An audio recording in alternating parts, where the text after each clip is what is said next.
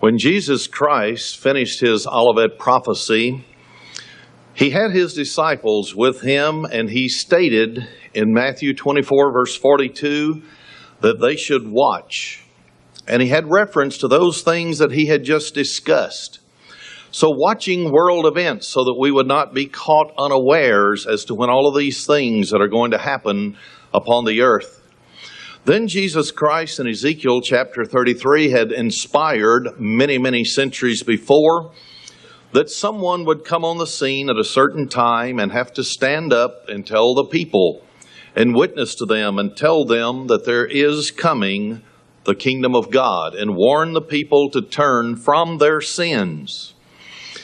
On CNN News on October 29th, 1999, they showed President Bill Clinton coming off a plane and said that he had been discussing with those representatives of the Middle East that they would have hammered out a final peace accord between the Arabs and the Jews by September of the year 2000. Now, it's very interesting because we are looking toward the year 2000 now, and many people think that that's the end of the century, but it's not. Until the year 2100 comes, then you're through with the end of this millennium, the 1,000 years. But scientists have run backwards in the moon phases so that they could try to find out if they're precise in our modern Roman calendar in which we use. And as they ran backwards, they found that they were missing 2 years and that we should be approaching, according to the Roman calendar, January 1st. It should be, instead of 2000, it should be 1998. If this is correct, it would give us just a little more time to see all the pieces fit together like a hand and a glove and Bible prophecy come to pass. However, it doesn't matter because it's all in God's timing anyway. Notice what an article said. Why should you get a chip implant? This was September 27th, 1999. How do you like to avoid waiting in lines for the rest of your life? Breeze through everywhere you like to go, no matter what, like you owned the place. Watch lights snap on, doors open automatically, money pop out of ATMs as you approach. Never have to show an ID, buy a ticket, carry keys, never remember a password. You'd leave stores loaded with packages and waltz right past the cashier. You wouldn't have to carry a wallet ever. Family and friends could find you instantly in a crowd. There's only one catch. You'd need to have a tiny chip implanted into your body. No big deal. Just as Kevin Warwick, a British professor who had a silicon-based transponder surgically inserted into his forearm last year. Warwick's gizmo, a coil of wire and a few chips embedded in a small glass capsule about 1/10 of an inch wide and less than an inch long, generates a 64-bit number when zapped with a RF transmitter, and it lets him pass right through the line. It automatically deducts everything from his bank account. Exactly what we've been talking about for years and years. He went on in this particular article to say a lot of us carry similar mechanisms inside ID cards to open doors. They do it in the defense industry. But these can get lost, forgotten, stolen, or misused. The identical terminology I've been using since 1981 about the computer chips and the excuse they're going to use to put them on our body eventually, our right hand or our forehead. Then he says, and biometric devices like retinal scanners and fingerprint sensors are intrusive and imperfect. So they're saying that the perfect way would be to put this inside of your body so that you would be able to buy and sell and never have to slow down. It just takes it out of your bank account and puts it into the store's bank account. Then there's another article said cash and tax and carry tax. Dateline, Washington, D.C., October 27th, 1999. United States currency should include tracking devices that let the government tax private possession of dollar bills, a Federal Reserve officer says. Now remember who the Federal Reserve is. It's an organization that was attempted to be established since the earliest times of the United States, international bankers of the Illuminati working for world government. And one of the 10 planks to the Communist Manifesto was that they would have a central bank in every nation, and then a super central bank for the whole world through which these nations' banks would operate. So today they've already accomplished this with the Federal Reserve Bank in the United States, and also the International Monetary Fund through the United Nations Organization and the World Bank. Now he's saying the longer you hold currency without depositing it in a bank account, the less that cash will be worth. In other words, they'll tax you, because what are some of the prophetic messages that I've been given how they want to monitor everything that we do? They want to make it like a 1984 Big Brother society, and I thought it was very interesting when Bill Clinton was interviewed and about a particular question that he answered. He said, we don't want to have a 1984 Big Brother society, when the exact opposite is what he's working for as fast as he can. But anyway, he said the less cash will be worth, according to the proposal from Marvin Goodfriend, a senior vice president at the Federal Reserve Bank of Richmond, Virginia. In other words, greenbacks will get automatic expiration dates. The magnetic strip could visibly record when a bill was last withdrawn from the banking system. A carry tax could be deducted from each bill upon deposit according to how long the bill was in circulation. That way they will know how long you have money, how much money you have. And if you keep it and hoard it and keep it in your private home, as any good saver should do, at least put back some money for an emergency, then you will be penalized or taxed as a direct result of keeping this money. And they went on and said this would be like a hoarding tax to prevent people from hoarding. Well, if you look into all the documents of the Communist Manifesto and those who are working for world government, they say that nobody is to be rich. Nobody is to have savings. Everybody's to be equal the world over. So they can't have one person hoarding currency and somebody else in poverty. So they've got to have some way that will sound so good to bring all the currency to the surface. And they said this would also fight criminal activities, the mafia and so on. Because if they kept money out of banks, then the value would become zero after a certain period of time. What does this sound like to you? Does it sound like Revelation 13, verse 16 and 17, where it said, no man will be able to buy and sell except he that has the mark in the right hand or in the forehead? It doesn't matter what your status in life is, no matter what it is, whether you're rich, poor, or anything else. If they implement this, everybody on earth is going to have this numbering system placed inside of their body so that you can walk past the scanners at the grocery store. It automatically deducts your money. And the reason they want to do this, and they want to have a currency tax if you keep money out of circulation, is because they want all the money in the bank, so they can institute this instant transfer of funds, and you'll never need any currency, but it'll always be in a bank so they can instantly transfer your currency from any purchase which you make. But there are other things that are happening in the world today.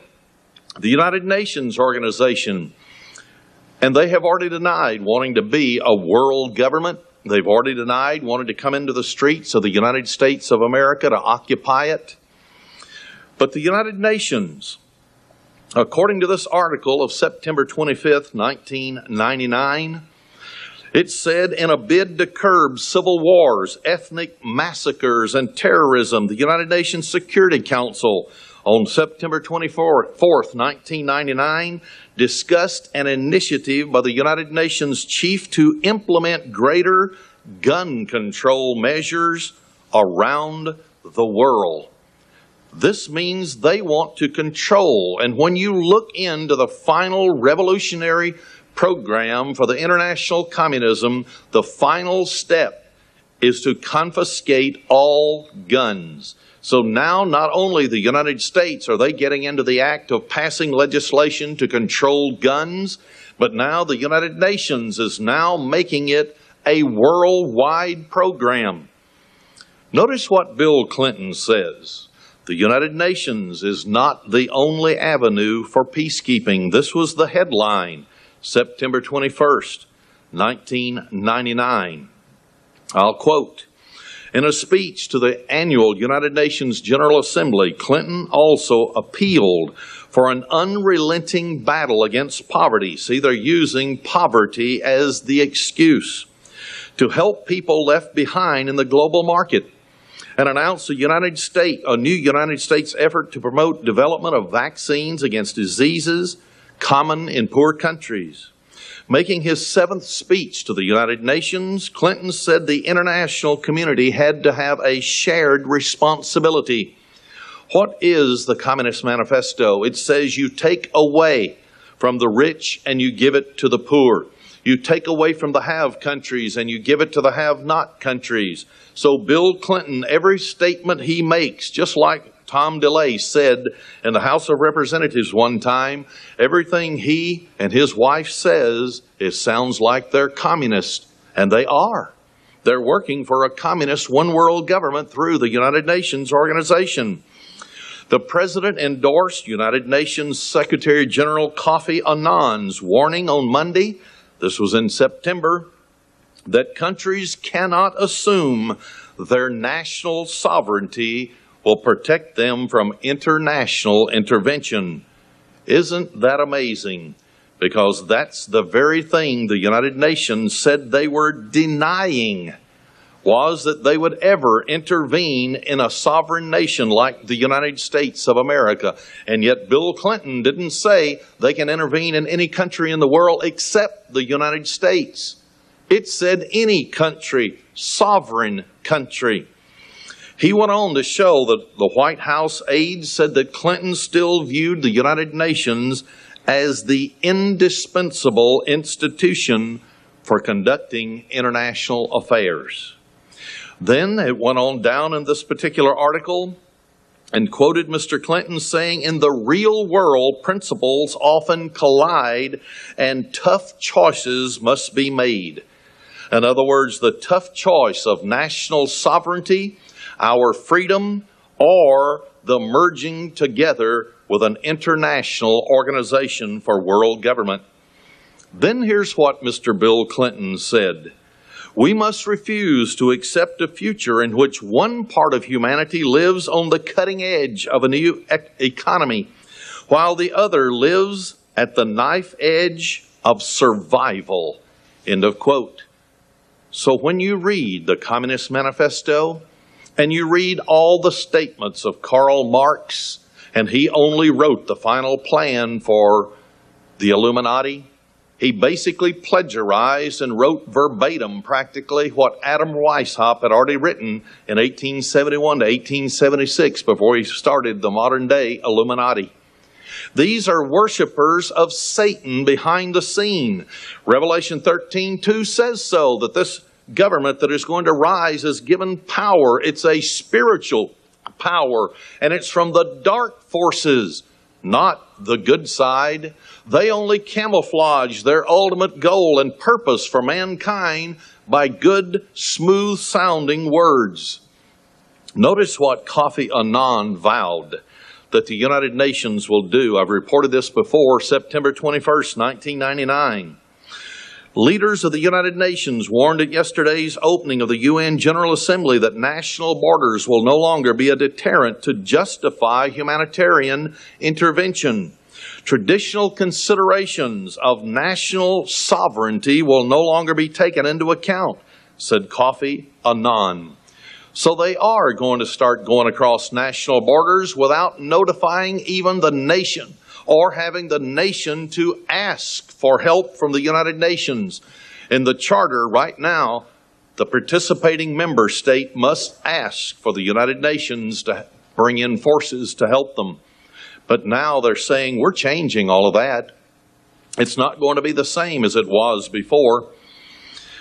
There is a presidential power grab in the United States of America. United States Representative Ron Paul from Texas has made it very clear that President Bill Clinton is using executive orders to move the United States into a global police force with the United Nations organization. He's put out a letter that appeared on the internet October 26, 1999, in which he stated that Presidential Decision number 25, better known as PDD 25, takes the matter of United States troops in United Nations operations completely out of the hands of the Congress of the United States. And then Presidential Decision Directive number 60 replaces our once launch of nuclear weapons on warning that there were coming missiles at our country, and says we must absorb at least one nuclear strike before we would retaliate. Of course, he says in this letter that this Presidential Executive Order number 13,107 is used to implement all the treaties that he wants to merge us into the United Nations organization. And if something isn't done to stop it, the United States will have been a has-been country, just a province in a global government. Then, in order to carry out the United Nations' new proposal of bans on guns, gun confiscation, they're starting a tough new law in Maryland, says the Attorney General of that state. This was October 20th, 1999, page A01 of the Washington Post, in which they said that the Maryland Attorney General, Joseph Curran, is proposing a wide-ranging package of laws that would make the state's gun control regulations among the strictest in the nation. And the ultimate goal is a ban on handguns. So this tells me they're working their program right down the line in spite of what anyone tries to deny. And the United Nations press release trying to discredit our billboard campaign in Texas, asking the question, could Texas be occupied by the United Nations troops? Just won't work when all the statements and the documents and the legislation being passed in the United States by executive orders says the opposite. It says they have every plan in coming into America, into the streets of this country and occupying it. And that it is going to be a one world government, not what the United Nations assistant to the Secretary General Kofi Annan replied. They wrote back and said the United Nations was never, ever intended to be a world government. When all you have to do is read their literature and you find out that's a lie. There's another article that appeared on the internet September 23rd, 1999, which is very important for us to understand as we watch world news, as Jesus Christ said, and keep ourselves informed as to the trends so that we can know when these things are about to occur. The article says, the title is, Panel Sees Danger Ahead for America.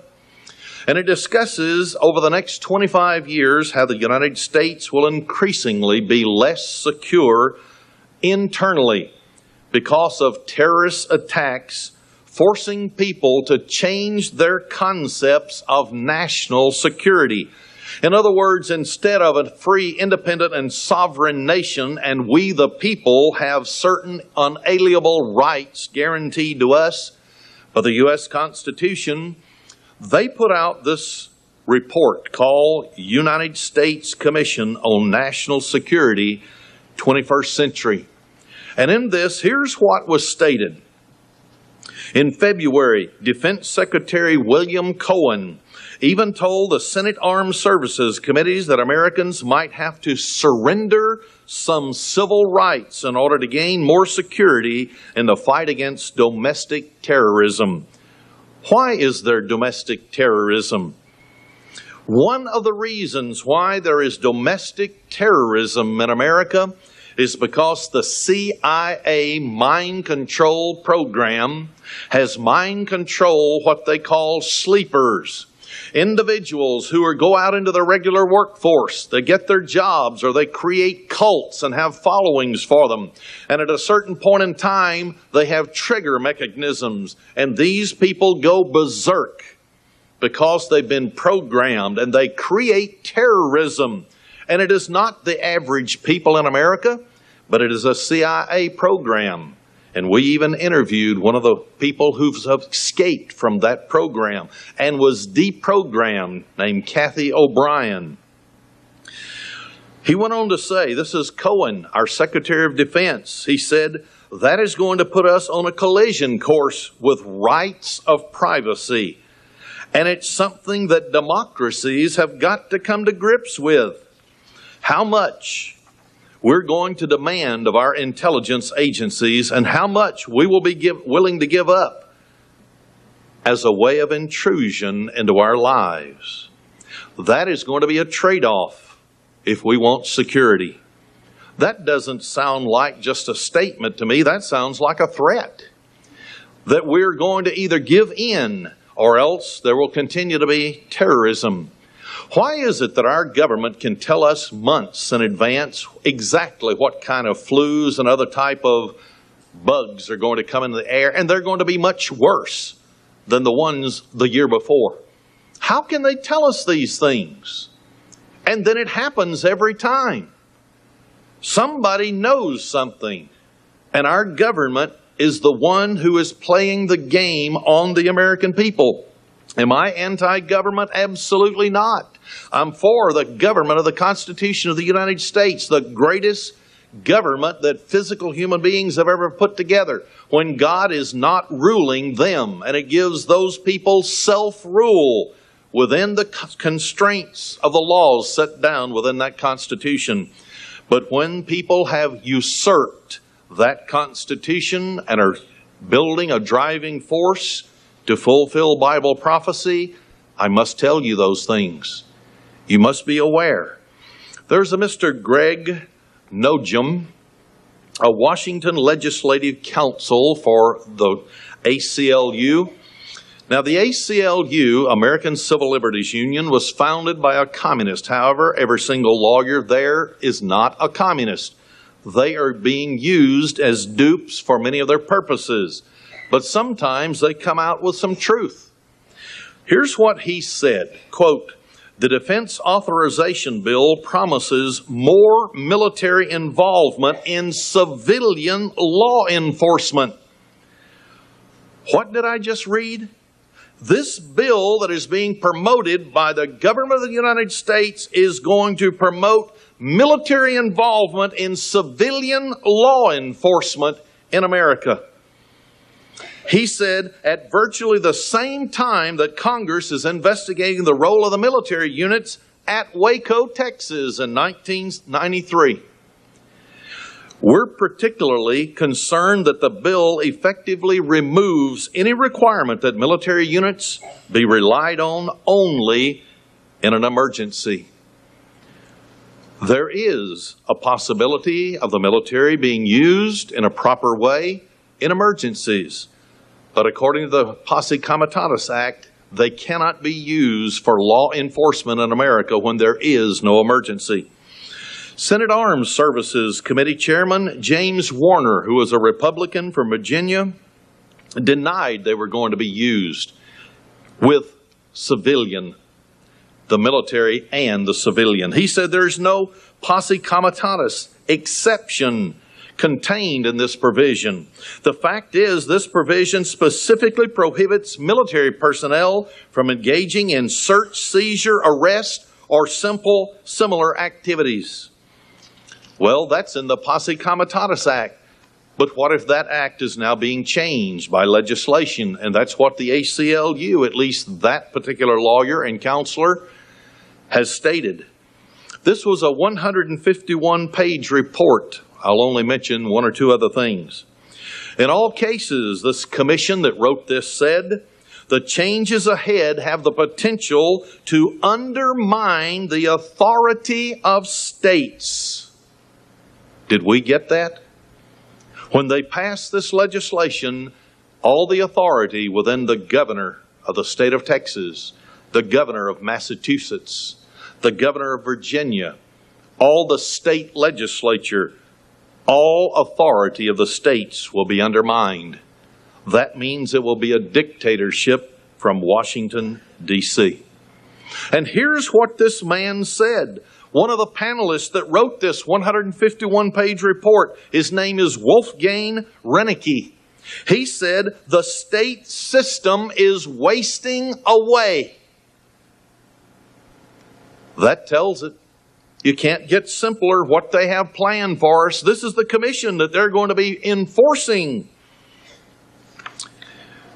There is another article from the internet, September 22nd, 1999. And the title of it, Media Played Drum of Official Waco Dissent 3 years ago. And it shows in here that the media said that everybody agreed with the official investigation of Waco and that the Branch Davidians killed themselves. But the media did not tell the truth as usual. Because in fact, there was a 4-page dissenting opinion to the House August 2nd, 1996 report. It was entitled Investigation into the Activities of Federal Law Enforcement Agents Toward the Branch Davidians. And it showed that they sharply dissented and believed that it was a whitewash and the truth was never reached nor even hinted at. And this was authored by a Representative Stephen Schiff, Republican from New Mexico, who suddenly died. And then also Representative Bob Barr, Republican from Georgia, who's been under attacks. His character, because he is on to the federal government and he wants to put a stop to their activities. Here is a part of that statement within that 4-page dissent. Quote, unfortunately, we saw in the Waco tragedy the blurring of the lines between domestic law enforcement and military operations. Here it is once again. There was no emergency called. There was not the state of Texas that asked for the military to come in. And yet here was a blurring of the lines of law enforcement in America and military operations. I'll continue. An operation carried out pursuant to a strategy designed to demolish an enemy, utilizing tactics designed to cut off avenues of escape, drive an enemy out, and run roughshod over the niceties of caring for the rights of those involved. The protestations of the Attorney General to the contrary, that she authorized the injection of debilitating CS gas into closed interior quarters with no ventilation, where dozens of women and children were concentrated or out of the concern of the children, do not match the government's actions. In other words, she said, the Attorney General, they were trying to help the children, save the children, when they put in CS gas, which instantly, once you inhale it, immobilizes the bodies. It's a nerve gas, and the nervous system can no longer operate, and you collapse to the floor right where you stand. And the blurring of the lines of the military operations and the Posse Comitatus Act has never been identified.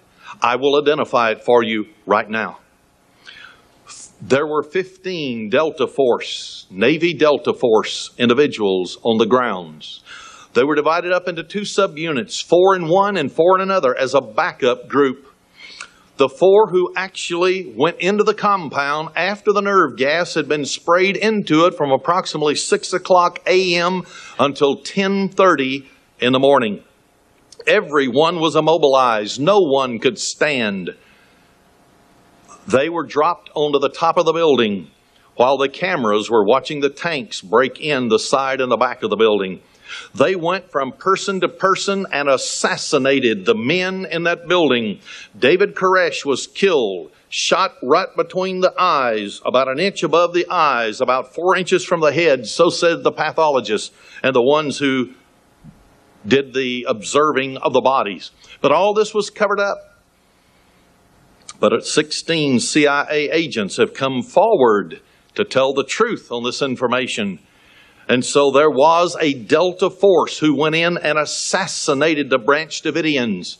And then they set in the corners, 4 different corners, canisters of what is called Willie Peter, white phosphorus, which is the most ferociously burning type of fuel there is anywhere, with delayed timers so that they could get out of the building before 11:45, when all of a sudden the timers went off and the fire started, and anyone who was watching it just went up in 4 different segments in blazes all over the building. So it was an assassination by the CIA and the Delta forces. So the lines were blurred between law enforcement and military operations, because there were 7 men who were a part of a CIA mind control that would not perform their functions, and they took them out.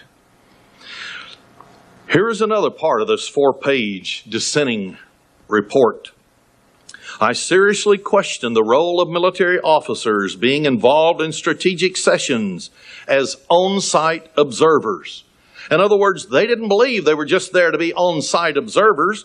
The presence of foreign military personnel and the use of military equipment such as armored vehicles. So all of this was in Waco, Texas, but they didn't tell anybody that on the media, did they? They simply said they altered 2 guns and there was a $200 fine for each of the guns, and that they did not report it and pay it. So the BATF came there to collect their money without a search warrant. And all of a sudden, they started shooting as they jumped out of the back of the truck, and the Branch Davidians opened the door to welcome them. And all of a sudden had to shut the door, and the door with the 13 bullet holes, proving that the bullets came from the outside in, disappeared and was never found. Unusual. I'll continue his quote about their concern about the violation of the Posse Comitatus Act and what it means to you and me and every other American. Contrary to the conclusion of the majority report, that's this commission that reviewed the Waco case in 1993, I am not convinced that the separation between the military operations and domestic law enforcement codified in the United States Code's Posse Comitatus provisions were not violated in Waco operations. So he said they were violated. He was not convinced they weren't violated. Then he went on to show, in a part of this article, in a part of this 4-page report, dissenting report, that there were actually FLIR. This is forward-looking infrared radar. The planes and the helicopters that were going over the top were taking pictures of the entire operation, which absolutely proved beyond a shadow of a doubt the FBI lied to us. They were shooting at the Branch Davidians from the outside in. Because on this last day, because the Branch Davidians couldn't shoot. They were immobilized with the CS gas. Then they went on down in this report and talked about the fire, how that they did not believe that the fires were set by the Branch Davidians inside, because the real hard evidence shows that it was altogether something different. And I've already reported what that difference is. Then the key thing is why you and I will never hear about this on the national media that is controlled by the Council on Foreign Relations, which is a part of the Illuminati, is that they accused this committee that was to investigate Waco with obstruction of justice, and wanted to try every single one of them on the committee because they would not report the truth. In Revelation chapter 13, verse 4, it states very clearly that as this government rises and when it comes into absolute power, that no one will be able to make war against this beast. Revelation 13:1 shows the beast is going to rise. It's going to be the final beast, because it discusses also in Revelation 19 when Jesus Christ comes out of the heavens with the saints who had just been on the sea of glass and received their reward and their crowns. and where they would become kings and priests on this earth during his 1,000-year reign. And when we came out of the heavens behind Jesus Christ and attacked this end-time system, we would overthrow the beast and the false prophet discussed in Revelation 13. So the time setting for this rise of this government is at the close of the age. And here it's going to become so powerful that no man will be able to make war against it, or nation. And so here we see that the government of the United States is promoting the merging together of the military with the internal domestic police forces, which is illegal according to the Posse Comitatus Act. There's another article that should be of great interest to us. The title is "The Marines Land in Arizona." This was Wednesday, October 20th, 1999, to give you another example of what is really going on in the United States today and how they're preparing this nation for martial law. I'll quote, "Units from the 15th Marine Expeditionary Unit based at Camp Pendleton, California, have landed in parts of Arizona to conduct urban assault training and to familiarize troops with a realistic urban combat environment," a Marine spokesman said. However, residents are being asked not to consider the armed presence of hundreds of troops an invasion or preparation for the implementation of a particular government policy over their city. Why would they have to tell them that? Are people in this country becoming aware and becoming very skeptical? I believe so. Rather, he said, the exercises underway through today are merely part of a continuing series of urban training drills designed to familiarize Marines and other U.S. troops with urban combat conditions. Of course they are. They have to know how to fight in urban combat conditions because they're going to be used in America. And I will show you exactly who's going to be used in just a moment, and exactly what they will look like when you see them, exactly what they will be driving up to your door and my door if God is not on our side and count us worthy to escape all of these things. And they will drive up into the doors of other people all over this land when the time comes to put down resistors to the New World Order. According to Captain Abraham, who was a spokesman for this exercise, the 300-plus force of Marines were training in the Arizona area in an effort to teach them combat skills in an environment that cannot be duplicated at a military training center. And then they said for security reasons, they were aimed at protecting civilians.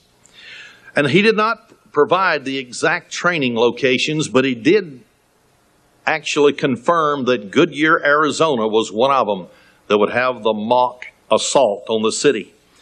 In response to an earlier controversy regarding the command structure of these exercises, Abraham denied a locally published report. This was in a newspaper by a newspaper editor who actually went and talked with them personally.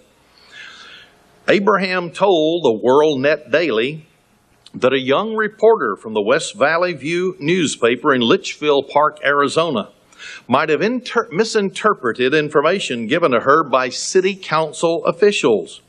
He said that while the FBI was indeed on the scene, they were not in charge of the operation. What does that mean to us? They admitted the FBI and the military were both on the scene together. Why would they need to be there together if this was strictly a military operation? I think it's going to get interesting as we go on. Here's another article. New military unit for domestic employment. Domestic is internal. Secretary of Defense Cohen says America should welcome troops on home soil. There was a gentleman that most of us remember who are old enough.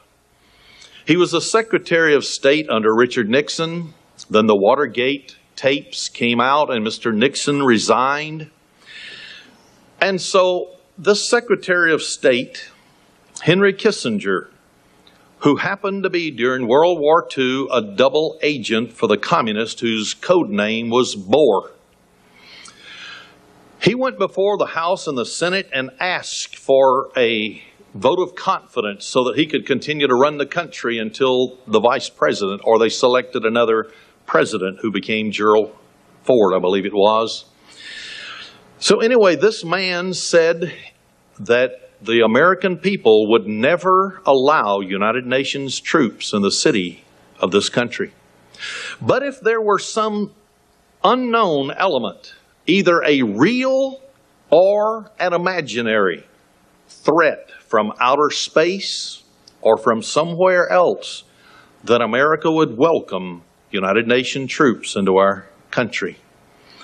Here is a man 20 years later, the Secretary of Defense, saying the same thing, that we should welcome troops on our own home soil. I'll quote this article. Critics are denouncing recent congressional changes to the Posse Comitatus Act that will allow a broader use of United States military forces in a domestic law enforcement role, including a new unit for deployment in assisting civilian officers during terrorist attacks. If they're just going to use them in terrorist attacks, that's one thing.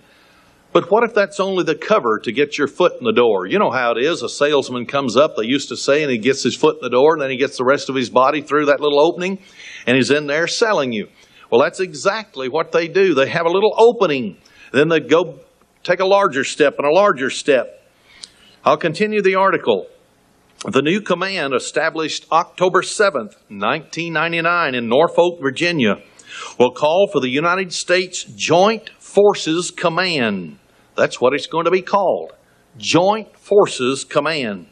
It replaces the former United States Atlantic Command. At a ceremony commemorating the new unit, Defense Secretary William Cohen told participants the American people shouldn't fear the potential of seeing United States military forces on the streets of U.S. cities. Interesting. I don't know why those old Newswatch magazines and tapes have said this since the early 1980s, that it's going to come, and nobody would believe me. And now our own Secretary of Defense is telling us, don't worry, you shouldn't be worried about it. We're the good guys. We're not working with the United Nations. We're not going to take over this country. The United Nations has already put out a page-and-a-half rebuttal. We were never set up to be a world government. Don't you know that? I'll continue the article.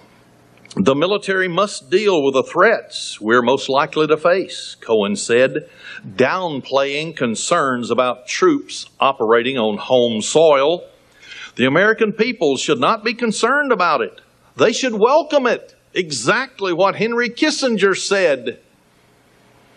The new command is designed to prepare United States troops to fight abroad or to respond if terrorists strike with nuclear, chemical, or biological weapons. What was on ABC's Nightline in 1999, night after night? Not when, but it's going to happen. Not if, but when it happens. Chemical, biologicals. And the United States eventually would have to call martial law. They would have to. And the troops would be in the streets. And they're preparing us for us through articles like this, but it'll never hit the front page. In opposing the measure, critics cite the 1878 Posse Comitatus Act, which prohibits federal troops from participating in domestic law enforcement activities under most circumstances. With the concern over domestic terrorism rising since the World Trade Center attack, and that has never been told, those men were trained by the CIA on how to explode the bombs. But nobody tells us that, do they? And numerous incidents incidences of cyber attacks on U.S. defense and financial institutions, the Clinton administration has begun to relax some of those restrictions. The new measures would end the requirement for local law agencies to reimburse the federal government for any local use of military equipment, so they'll get it free. So they'll welcome them to come into the streets, as well as to enable the Department of Defense to deploy military troops in cases of anticipated attacks. Doesn't that open the door? Not an actual terrorist attack, but an anticipated attack. Do we believe this could happen in America? It already has once, at least, in Atlanta, Georgia. 40,000 military troops were in Atlanta, Georgia. David Koppel of the Independence Institute warned that the measure would, if passed, set a bad precedence for years to come. Since the Waco debacle in 1993, when federal law officers and military personnel assaulted a church community, resulting in the deaths of over 80 men, women, and children, Koppel said the federal government has been eroding the protections contained in the Posse Comitatus Act. And it continues. And now the Secretary of Defense has even endorsed it and is trying to tell the American people, don't you worry about it. Don't worry. He goes on so far in this article, this is Cohen, Secretary of Defense, to say the states will not have enough military equipment. So only the federal government and the military of that government has enough equipment to operate. If there is a poisoned environment or other types of contamination. And so they're setting the stage to allow military personnel to come into the streets of America. But once again, a man by the name of Gregory Nogem, I've mentioned him once before, of the ACLU, he doesn't like what he's seeing. He even brings up such nightmarish scenarios as the films, if any of you have seen them, Enemy of the State, The Siege, Conspiracy Theory. And he says it seems like all of this is happening right before our eyes. He said these military personnel that they're allowing and preparing for this type of internal command, they're trained to kill the enemy. And that is what he made very, very clear. Then he went on to say, besides questions about the Army's Delta Force role during the Waco siege, most recently in 1997, U.S. Marines assigned to assist United States Border Patrol killed an 18-year-old goat herder because they're trained to kill.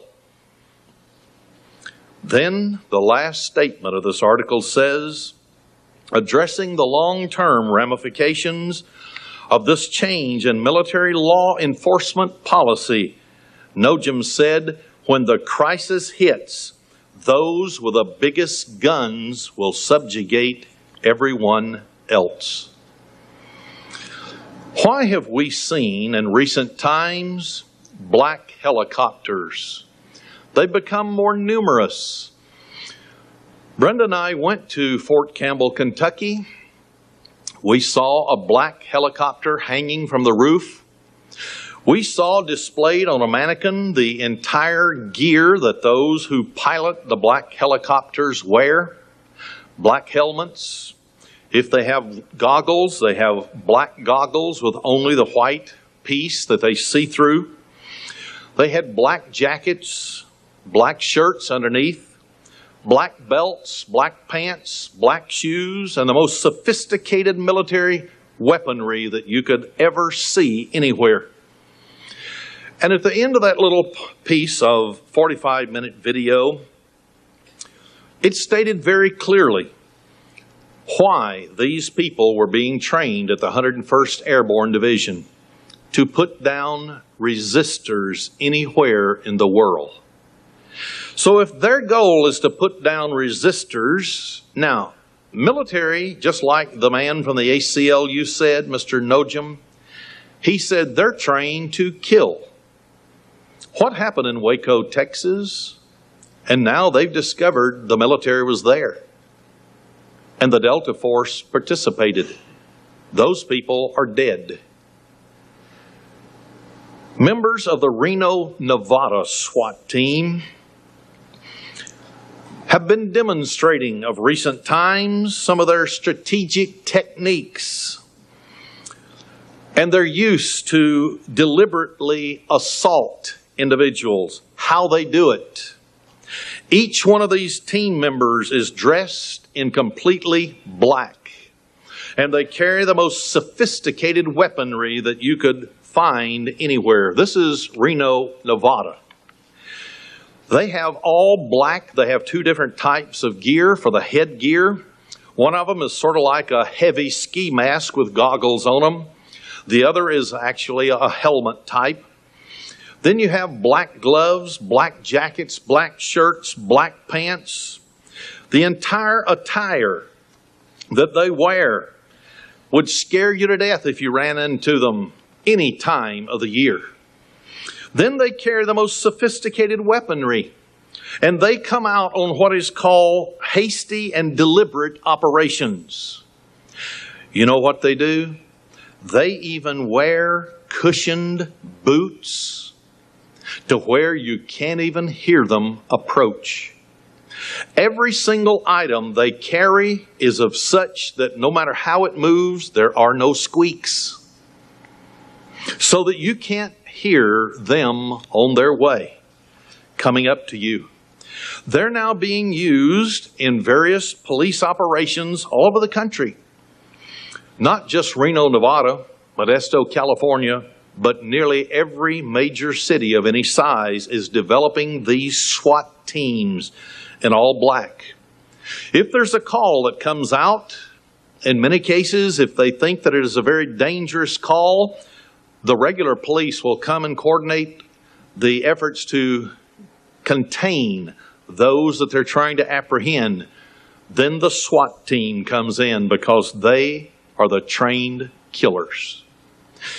And according to information that's been put out on these SWAT teams, they will try to use efforts not to kill anyone to begin with, but then if those efforts fail, they have every right, and they have been trained to take out anyone that is a resistor.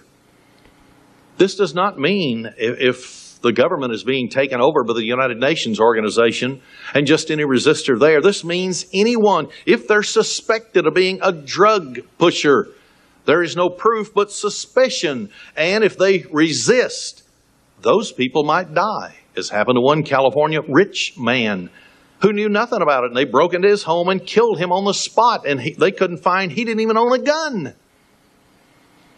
So the SWAT teams are being prepared to work with the military. Modesto, California was the first city that began to use Brinks armored trucks. They would paint them all black and have the little name police right above the windshield on the front, and possibly the insignia of the police department, which they represented on the side, Modesto, California. Those people who are a part of these newly devised SWAT teams to be used, they're trained by the military, and they're to be used as military units assisting the local police authorities. They wear all black. They may have an identification on them that says SWAT. They may not. It's according to the circumstance. They have various types of uniforms. And if you don't even know who they are when they're coming up and they just say police and you don't know it, they don't give you a warrant, you have every right to pull out a gun and defend yourself according to American law. But if you do, and they're a member of the SWAT team, you're the guilty one, not them. So it's becoming very exciting in America now just to retain our freedom. They say that these SWAT team members are specially sought out people. It's not your everyday policeman that can even qualify to be these SWAT members. Most of them are coming from retired military personnel. Therefore, they've already been trained in one area.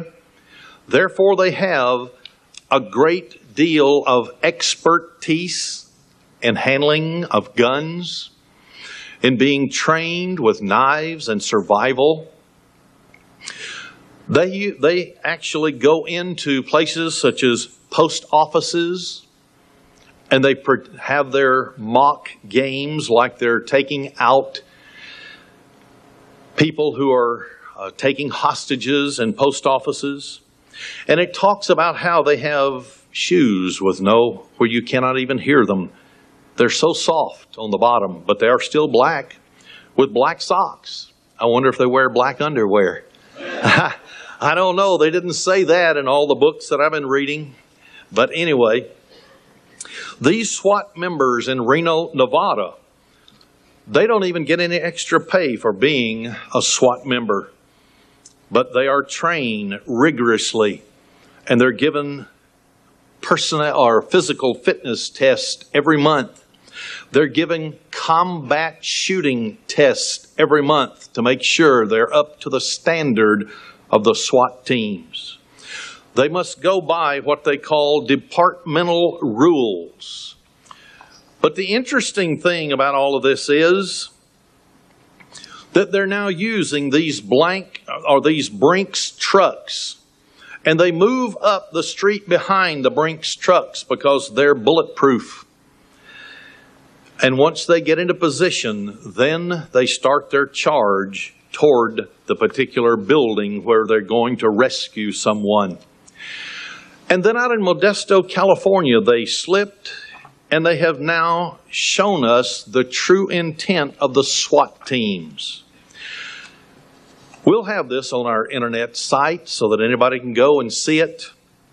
But the Brinks trucks, all black, painted black, and have the Modesto, California police insignia on the side. These SWAT team members carry shields with the very words NATO police on them. NATO happens to be the subsidiary of the United Nations organization that is made up of France, Great Britain, the United States, Germany, and other European countries. And they've now expanded it to where some of those NATO countries are former communist countries. So that even communist countries, that's why they're being trained, the communist personnel that have come into America in this country, because they're members of NATO. But they're still communist. They have been trained in communism. They have been trained that the enemy of the United States are the communists, and that we're their enemies, and that the two cannot coexist together. So why are they training in America under NATO shields? They are training to eventually become a part of the world police force domestically in the United States of America. On October 26, 1999, Dateline, Washington, D.C., a UPI report, said Republican Kurt Weldon, or Representative Weldon, who is a Republican from Pennsylvania, said that Tuesday the Soviet Union may have hidden explosives, radio transmitters, and possibly nuclear weapons in the United States. He said they'd possibly hidden them during the Cold War for use in sabotage against the United States power systems and other key infrastructures. Now, what if suddenly, the year 2000, the electricity doesn't work? Would they be blamed for this? Or could it be simply that the electricity was not ready and the Y2K problem caused it to fail? He said two such other discoveries were found in Switzerland and Belgium. And even on the nightly news now, NBC, they admitted they had found a suitcase-size bomb in America that had been stashed away. And of course, Mr. Weldon's big thing was that the President of the United States knew all this and has never even addressed it and never even brought it to the public's attention. Of course, we've known about it and reported about it because of the defectors who came into this country, high KGB agents and GRU agents, intelligence agents. And we've got books, Old Lies for New, or New Lies for Old, by Galitzin and so on, who told all of their strategy throughout the 80s and the 90s until finally we would disarm and they would continue to build their military. Is this true? Could it be happening? Could we, as a church group sitting here today, have the inside scoop that the rest of the nation will never know unless we sound the warning to tell them? And is it with accuracy? Everything I've been saying has been coming right off the newspapers, right off the internet. Notice, Clinton orders human experiments. October 22nd, 1999. Executive Order number 13,139 is requiring military personnel to receive experimental vaccines not approved by the Drug and Food Administration. If they don't take these experimental drugs, they will be court-martialed. This article shows that Executive Order 13,139 requires all 2.4 million United States troops to take a vaccination against anthrax, and it is not even approved. They don't even know if it works or if it gives you anthrax.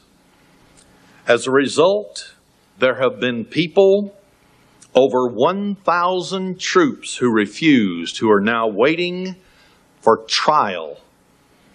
And they're going to be court-martialed and placed in prison. This is our president who has done this. What has he always done back in the 1969, right up into the early 70s when he was a Rhodes Scholar and a draft dodger over in England? What did he do? He called for total disarmament of the United States. He called for us to get out of the Vietnam conflict and totally disarm as a nation.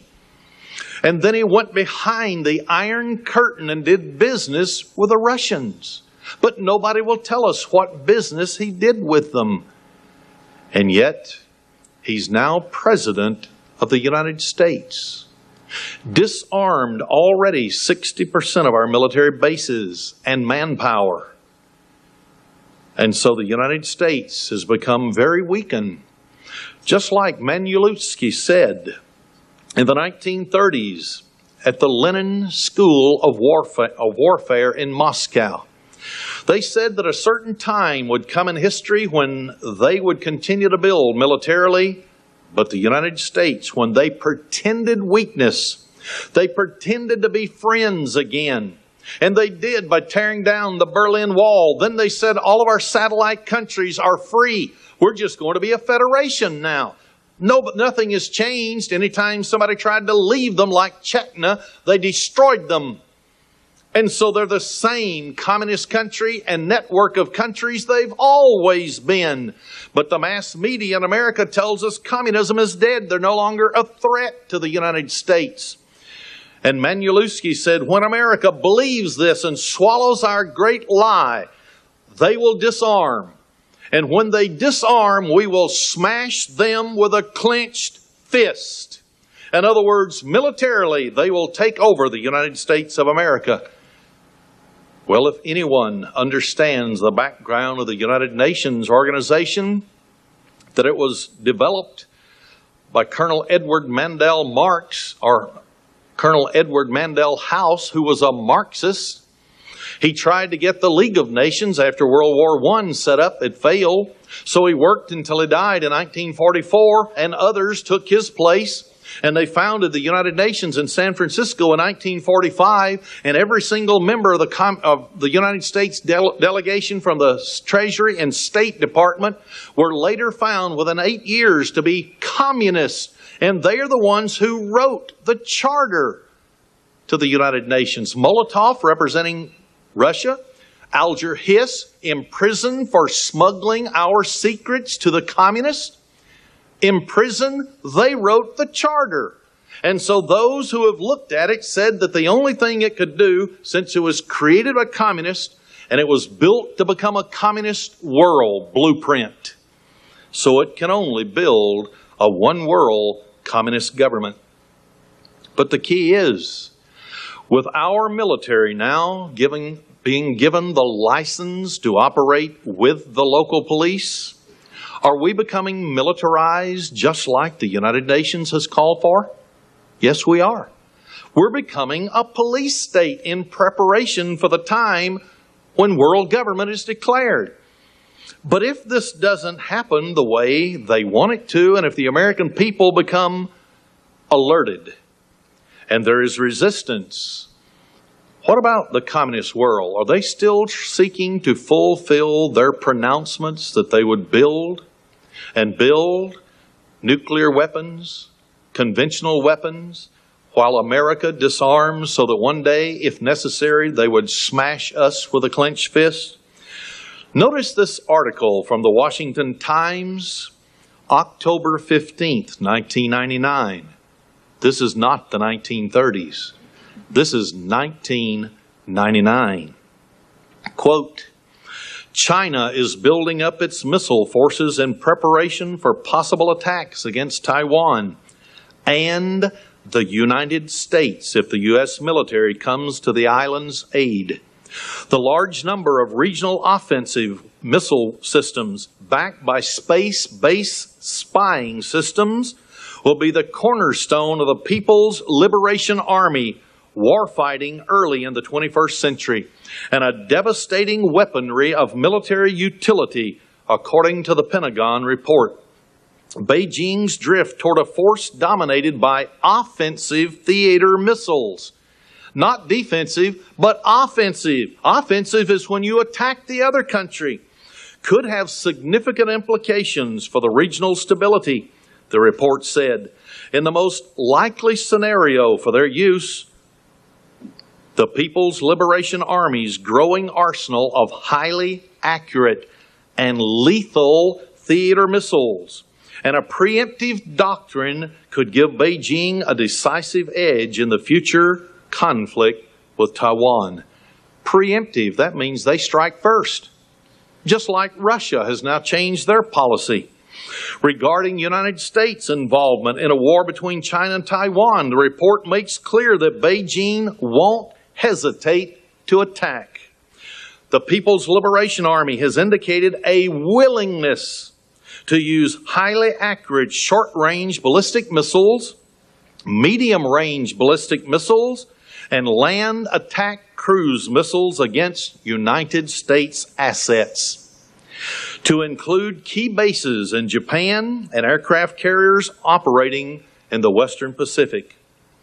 Then they went on to show that they are already preparing as many missiles as possible to take out all of our aircraft carriers. But what about Russia? Do they have any indication? Are they just a sleeping giant over there that nobody's awakened yet? October 12th, 1999. This is not the 1930s with Manuelewski's statement. October 12th, 1999. Headline, Russia updates military doctrine, sees new threats. Quote, Moscow. Russia has published a new draft military doctrine that retains the right to use nuclear weapons first. President Boris Yeltsin approved the last doctrine in 1993 after the military reluctantly put down a paramilitary revolt. It was never published in full, but excerpts on nuclear policy and intervention abroad caused a stir in the West at the time. And then it goes on to show that now they have completed their doctrine that they did not complete in 1993. And the article says at the core of the new doctrine is a concept of two opposing trends. Unipolar, meaning United States superpower dominion, and the opposite, multipolar, meaning implying many centers of influence, including Russia. They don't want to see the United States as the superpower dominating the whole world. Russia wants to have its say-so. So they stated that now, because the United States, because of the invasion of Kosovo, their troops were too close to the Russian border and its allies. So they have now come up with a doctrine where they will absolutely strike first if they see the United States as a threat.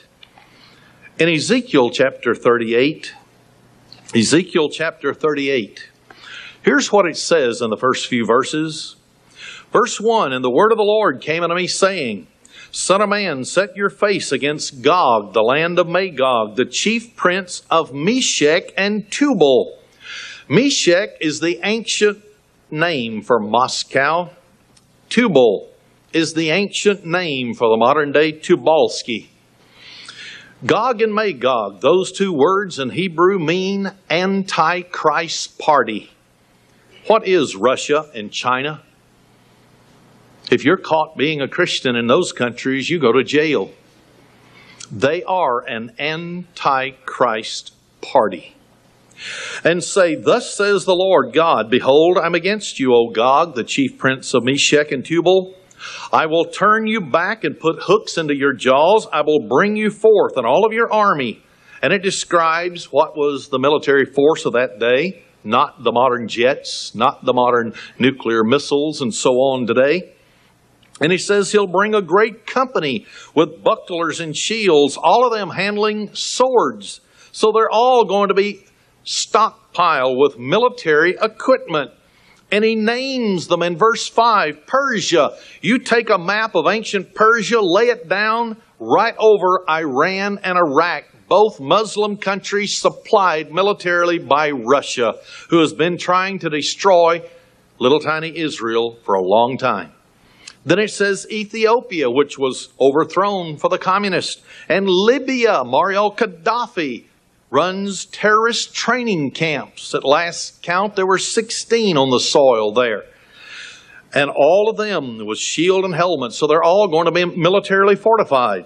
Gomer and all of his bands, the house of Gomer, Togomar, of the north countries and all of his bands. So all of those satellite countries around Russia, called the Federation today. Notice what it says, verse 7. Be you prepared. Every one of these nations are going to be militarily prepared for an exact, precise moment in history. And it says, prepare for yourself. That's Russia, that's Gog and Magog, Russia and China, you and all of your company that are assembled unto you. And be you, Russia and China, a guard unto them. No nation that has ever been overthrown for communism has come out from under communism. Only one was allowed to emerge when they tore down the Berlin Wall as an overture of peace to fool the West, and that was to get rid of the East German burden because they were economically bankrupt, and they placed the nation's debts right on the backs of the West Germans who were affluent. Verse 8, let's see the time setting. After many days you shall be visited. In the latter years you shall come into the land that is brought back from the sword and is gathered out of many people against the mountains of Israel. Now you have to understand, when you read the first 37 chapters of Ezekiel, you see that Jerusalem was the headquarters for the tribe of Judah. It was called the house of Judah, Judah and Benjamin. But the northern 10 tribes of Israel were taken by Sennacherib in 2 waves. And then finally they were deported out of their land. in 718 to 721 BC, and they were sifted through the nations. They lost sight of the Sabbath day, so they didn't have the identifying sign that the tribe of Judah, known as Jews today partially, and their proselytes have today. And so they were sifted away from their northern homeland over into Western Europe and the United States of America. And they left a trail throughout the Bible. And when you put all the scriptures together, you see where they migrated. They even left marks of their naming, like the tribe of Dan. They had always had a tradition of going someplace and they'd change the name to Dan or Danube or Dan Niper or whatever in honor of their father. So you see trails all over Europe where the Danish people migrated across it. The Dnieper River, the Danube River. Then they landed in London, England. See, the Hebrew language only has consonants. You have to put a vowel in it to distinguish what it is. So you just put the word D in and look all over Edinburgh and all over the rest of the British Isles. The very word British, Brit, means covenant. Ish means man in Hebrew. Covenant man.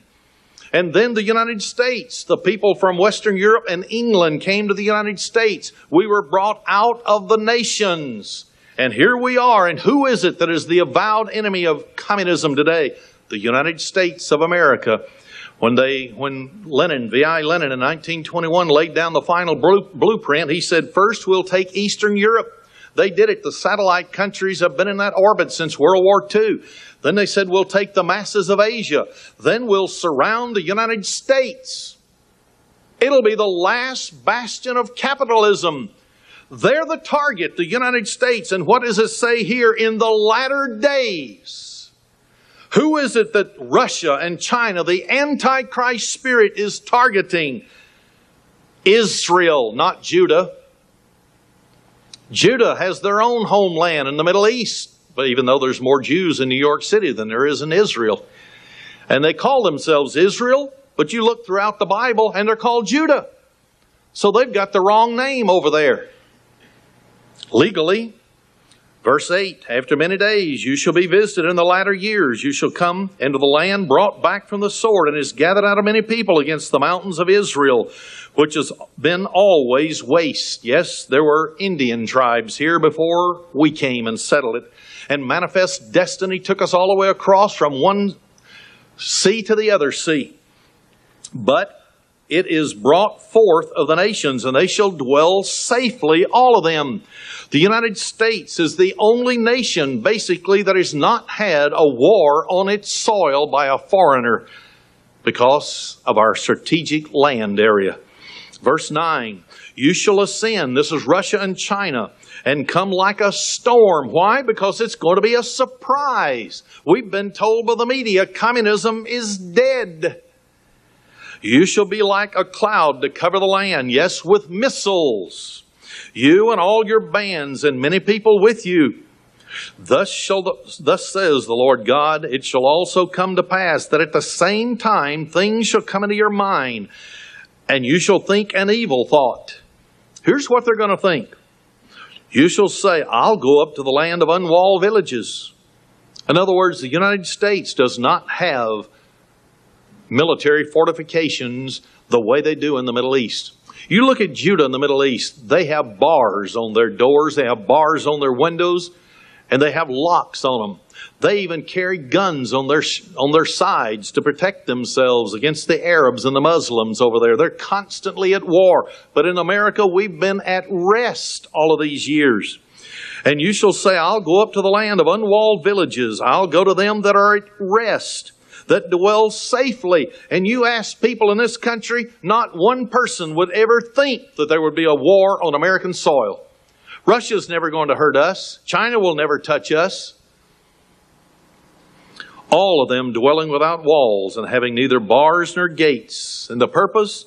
To take a spoil, to take a prey, to turn your hand upon the desolate place that's now inhabited, and upon the people that are gathered out of the nations, which have gotten cattle and goods.